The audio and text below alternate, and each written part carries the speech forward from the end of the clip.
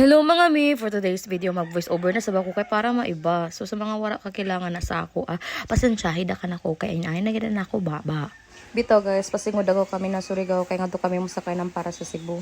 So minggikan kami sa Tago mga 10 AM tapos sa kaabot kami sa Surigao mga 3:45. Ipiligid na ko guys na magbarko da guys kay para ma-experience na ako kung ano yung feeling magbarko, di ba? Sa pagka-friendly ni Zaki kasi nabot kid sila ng guard nga di sa my port. Ihatag na namo ang ticket kay musud na kami para iskanan na amo mga baggage. Actually guys, first time gid namo ini maglaag ng intero pamilya as in intero why absent perfect. Bisa niya kalisod-lisod na magdanan mga bag may time gihapon para mag-vlog perfect. Hindi ko man kay alas 7 pa sabay mo larga ang barko. Amo na gilingaw-lingaw si Zaki. Pagka 5 PM, sakay na kami kaya pwede na ako na makasud sa barko. Pagsud na mo, amo na, gibutangan na mo mga gamit. Tapos may kanto kami sa taas kaya gusto na mo makita kung uno gayud view sa taas. First time gayud na ko guys. Ako gayud gisulit paglibot-libot intero barko kay para gayud makita na ko kung uno view sa taas. Abot na lamang kami nga di sa may kananan pero pagtan-on na ko dayawi gayud agaw ang view. Syempre, pag abot, picture-picture, video-video, ana good. Tapos, mga around 6 PM, dugum-dugum na sa aming gawas sa ako, kaya ako nasab videohan lang sa gawas, kay dayo sa gutan aon, kaya mga lights, makita gayud nimo. Nanhapit na mo panaw ang barko, minsud na sab kami, kay tignawin na sab sa gawas guys. Kaya lingaw sa ako mag-vlog, amo, gilang ko kaya na ako manghud, na videohan ako while magbaktas pasigod sa amo, higdaan.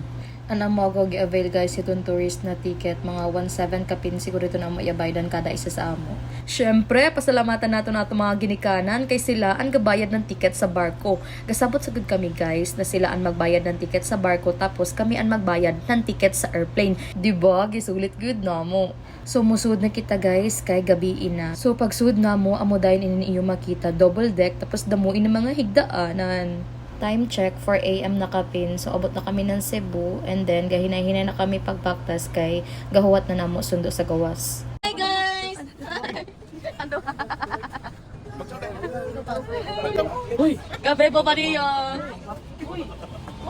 O diba, bibuhi ang all. So sa kadamo namo guys, kapakyaw na kagad si Pals ng van kay para maigo gayud kabitanan. Kung first time mo pagad mag Cebu, ma-amaze ko gayud sa kadayon ng ilagihan ug mga laaganan. Kay layo ipasan ila ni Pals gikan sa port, mga 3 to 4 hours pa siguro. Reside na kan sila na moderasyon na kami nan Simala.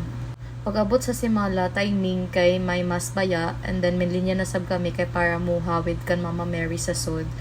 Tapos pagawas na mo, gapalit kami ng kandila kay para makasindi kami nga di sa gawas. Amo dayad to, abang-abang na kan sa part 2. Bye!